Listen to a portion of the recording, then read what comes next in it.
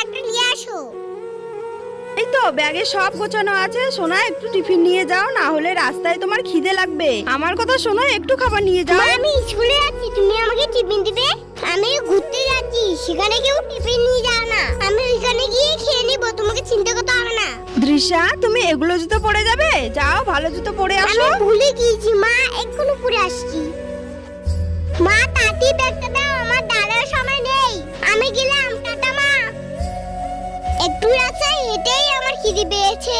মা তো টিফিন দিতে চাইলো, কেন যে মাকে বার করলাম? টিফিনটা নিলেই ভালো হতো, একটু জল খাই। ব্যাগে কি আছে? বিস্কিট, তার মানে মা। দৃশ্যা এখন এইখানে নেই, এই ফাঁকে বিস্কুটগুলো রেখে দেই ব্যাগে। আমি যখন জুতো পরতে গিয়েছিলাম তখন মনে হয় বিস্কিট দিয়েছে মা।